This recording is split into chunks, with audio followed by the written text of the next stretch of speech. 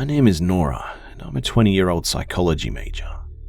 I inherited my fascination with the human mind from my paternal grandfather, Dr. Robert O'Callaghan. He was a truly brilliant man, though very humble. He never used his superior intellect as an excuse to talk down to others, nor did he ever brag about his work.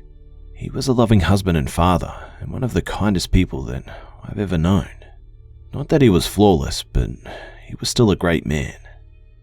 I think that's why the Blackburn experiment shook him up so badly. It went against every one of his ideals. Information on the Blackburn experiment is scarce. Most people have never heard of it, and those who have will only tell you it took place over a 2-month time span in 1970 and yielded unsatisfactory results. It was government funded and kept a secret from the general public. My grandfather wrote about his experiences in a journal, which he never showed anyone until a month ago, when he was on his deathbed. "I want you to have it, Nora," he said. "If you're following in my footsteps, you need to know what goes on in the world of psychologists. You need to understand that some are willing to do terrible things just for the sake of research." I didn't know what to expect. Grandpa never talked about the Blackburn experiment, and I'd been certain that he would take the truth to his grave. I was almost hesitant to read the journal, but I had to know. What I read scared the shit out of me. The following entries are transcribed from my grandfather's journal. This is only part 1. I will update as consistently as I can. January 6, 1970. Today, the experiment officially began. Dr. Blackburn has chosen 5 subjects for his project. They are 3 men and 2 women, all in their mid to late 20s. We don't know their names. Blackburn simply calls them by their numbers. I don't know how they were recruited or what they were told, but they don't seem all that nervous about being locked in 15 by 15 cells 24 hours a day. In fact, they seem a little too compliant and passive. When I mentioned this to Dr. Blackburn, he just shrugged and said, "That's for the best." Blackburn is keeping the exact purpose of this experiment a secret. It has something to do with the effects of isolation, but that's all he's told any of us. The man is brilliant, but I find his presence very unsettling. However, I've already signed the contract, and I'm not backing out. Tonight, I'll be keeping watch with Dr. Blackburn in the control room, observing the subjects through the cameras hidden in their cells. I don't know what to expect, but I'm warier than I should be.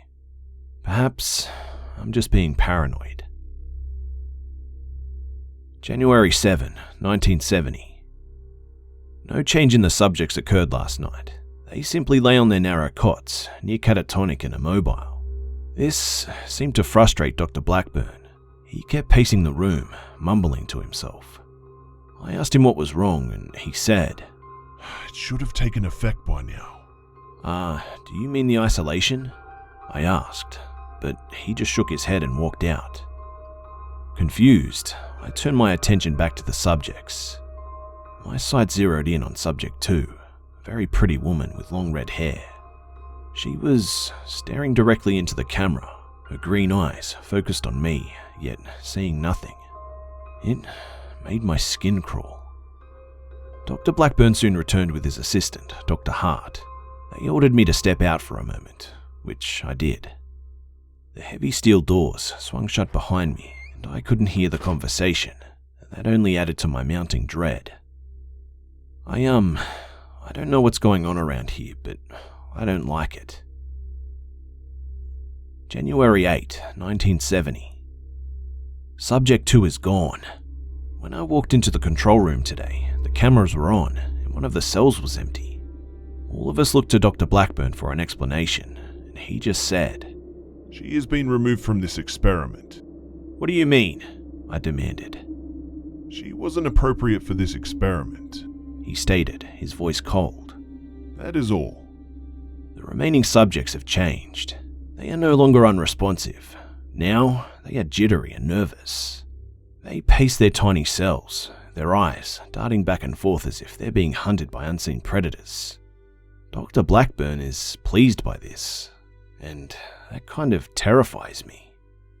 I'm not the only one growing suspicious here. During the afternoon, one of my colleagues pulled me aside and asked to speak to me in private. "What is it?" I asked. Dr. Wilson bit her lip. I think Dr. Blackburn killed Subject 2. What? She put a finger to her lips, silencing me. Last night, when I was on watch, Subject 2 began to act very oddly. She was facing the camera and her lips were moving. I turned on the speaker and I heard her whispering, "Help me." I gasped.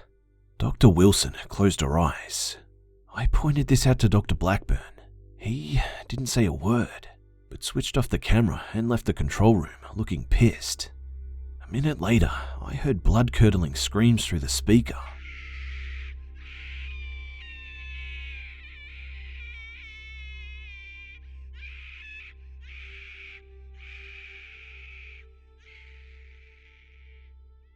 They didn't last long, but shit, they were the most horrific noises that I've ever heard.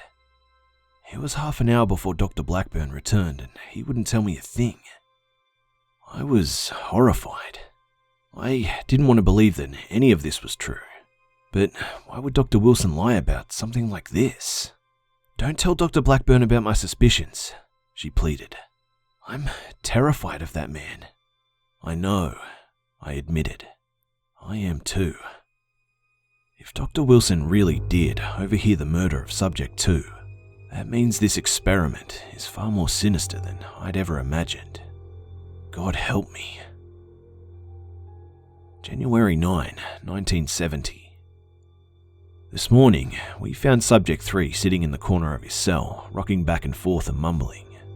We were all alarmed, except for Dr. Blackburn. He just smiled at the screen and muttered, "It's working." "What is this?" someone demanded. "What are you doing?" "Calm down, or you'll have to leave." Dr. Blackburn scolded. "This is a good sign." "He's in distress. How can that be good?" "Trust me." I caught Dr. Wilson's eye.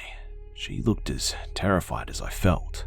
The tension in the air was thick, like black smoke. And when Dr. Blackburn asked us to leave for a moment, I was more relieved than I've ever been in my life. Outside in the hall, Dr. Wilson approached me and whispered, "This isn't right." "No," I agreed. "It isn't." When we were let back in, Subject 3 had gone still. He lay prostrate in his cot, his arms limp at his sides. I asked Dr. Blackburn what had happened, and he said, "The less you know, the better." "The man is so fucking cryptic." I wanted to just grab him and shake him, demand answers, but Dr. Hart put a hand on my shoulder and steered me away. "You don't want to anger Dr. Blackburn," he said, and I could only wonder what he had witnessed. I'm not certain I want to know. I wish I could tell someone, but we're all sworn to secrecy. I hate being a part of something like this. It makes me sick to my stomach. Whatever Dr. Blackburn is doing, it's appalling, and I wish I'd never signed that damn contract. Things can only get worse from here. January 10, 1970. Subject 3 has gone mad. He spent all day alternating between rocking in the corner and crawling in circles around his cell. Every now and then, he would bang on the walls and yell incoherent words. He looked truly terrible, his face pale and eyes framed in dark circles. He probably hasn't slept in days. None of this fazed Dr. Blackburn though. In fact, I've never seen him so happy. He watched the scene play out on the monitor with a triumphant grin on his face, and I felt sick. I am growing to truly hate Blackburn. The man is evil, utterly depraved. This experiment is completely unethical and cruel. If I could, I would free the remaining subjects and report Blackburn to the police. But right now, I have no choice but to wait it out. I just hope Subject 3 doesn't meet the same fate as Subject 5. January 11, 1970. Today, something happened. Dr. Wilson finally snapped, and it was horrifying. "You have to stop this," she told Dr. Blackburn.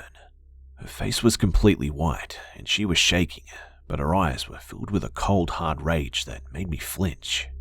"What are you talking about?" said Blackburn, infuriatingly calm. This! Dr. Wilson barked, gesturing frantically at the monitors, which showed Subject 3 banging his head against the wall while his companions sat motionless in their cots. You're torturing these people. It's not right. Dr. Blackburn went still. He narrowed his cold, blue eyes at Dr. Wilson and spoke in a voice that was both emotionless and enraged. "Are you questioning my methods?" Yes, you bastard. Dr. Wilson hissed. I'm not letting you get away with this.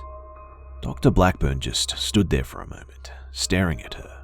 The silence bore down on us as we watched in horror, waiting for something to happen.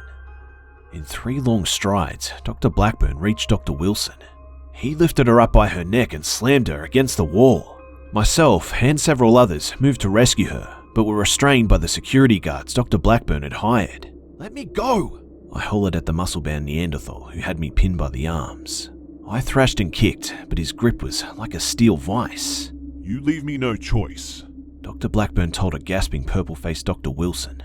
He proceeded to slam her against the wall over and over again, each bang like a gun going off in my head. Once Dr. Wilson stopped moving, Blackburn dropped her. She sagged to the floor, unconscious, blood trickling from her nose and mouth. Dr. Blackburn stooped down and gathered Dr. Wilson's small, limp frame in his arms.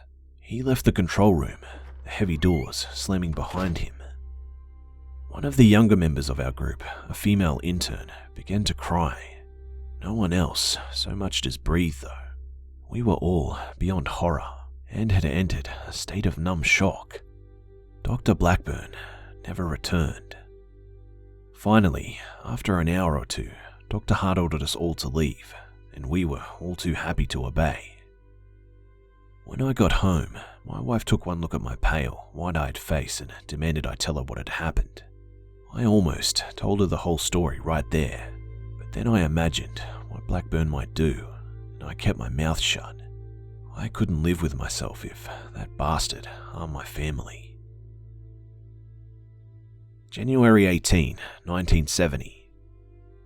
Today, the experiment resumed after a week-long hiatus. Dr. Blackburn gave each of us a letter explaining that he had some business to take care of and that we need not come into work. I should have been relieved, but instead, I spent the following 7 days wondering just what the hell this business was. This morning, Dr. Blackburn called and asked me to come in early. I didn't know why he'd ask for me specifically, but I knew better than to ask questions.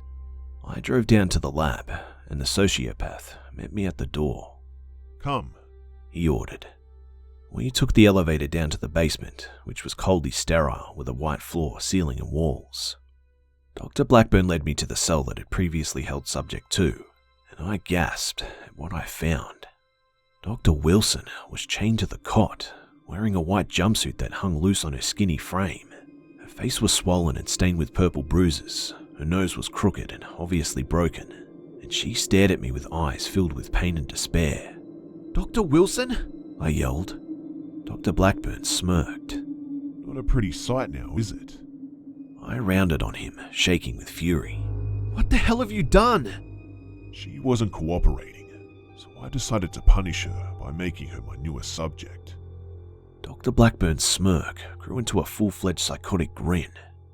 "I know she confided in you about her suspicions, so consider yourself lucky that you were spared."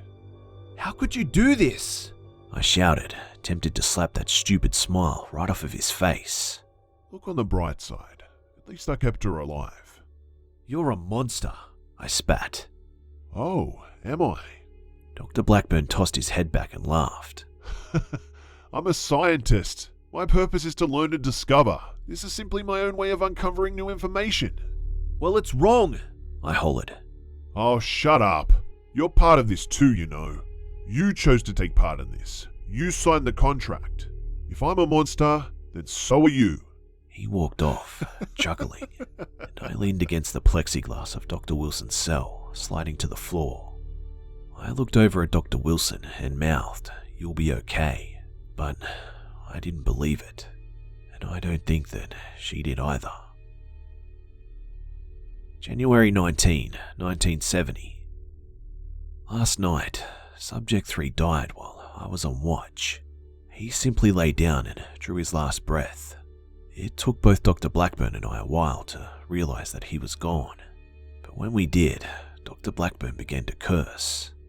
He stormed out of the control room without turning anything off, and I watched him go into the cell and drag Subject 3's body off the bed by his hair.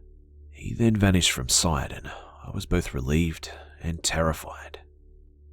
You can leave, Dr. Blackburn said when he returned. I left without a word. Being alone with that man is cold-blooded torture. Every time I enter the lab, I wonder if I'll ever come back out. Dr. Wilson is still alive, but obviously in terrible shape. I don't know what to do. January 20, 1970. Dr. Blackburn announced today that he wants to begin interviewing the subjects to, as he puts it, collect more data. He sent me and 2 other doctors down to the basement, and I found myself talking to Dr. Wilson. She looked really terrible, down to half her original weight and so pale that she may as well have been a corpse. She could barely speak, but I managed to get a few words out of her. What did he do? He hit me. Again and again. What is he doing to you? He's doing terrible things. Dr. Wilson, please, is there anything you can tell me? She shook her head and leaned back, closing her eyes. I gave up and went to check on my colleagues. They weren't having much luck either. They're so traumatized that they can't even form coherent sentences. One of them whispered to me. It's like they've literally seen hell or something. I know, I muttered. It's horrible. Dr. Blackburn was angered at our lack of results and accused us of not taking the experiment seriously. We tried to explain the situation, but of course, he didn't listen. I'm getting my results and you idiots can't stop me, he yelled before storming down to the basement. The monitors turned to static, but we all heard the horrific screams from the subjects.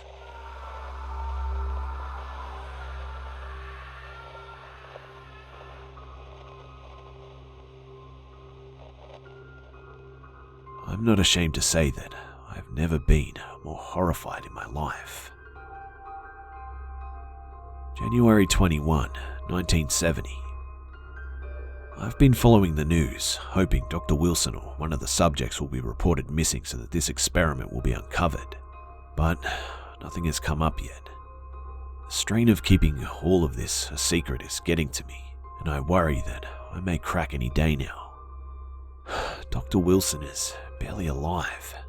She lies comatose, her injuries refusing to heal, but Dr. Blackburn won't provide her with any medical treatment. I believe that this is the way of punishing her, and it disgusts me. The other 4 subjects are starting to go insane. They act like zoo animals, crawling around their cells and making strange noises. Subject 4 keeps clawing at her own face, leaving deep, bleeding scratches, and Dr. Blackburn just takes it all with a smile on his face. If I had to give the devil a name, I'd say it's Dr. Blackburn. Even Dr. Hart, Blackburn's loyal assistant, seems unsettled by all of this. He won't ever admit it, but I can tell. I wonder what he's been through, what terrible things he has witnessed. He is obviously too terrified to speak. This whole thing feels like a nightmare that I can never wake up from. I can't even imagine what the subjects must be going through. I feel as if my own sanity is slipping away.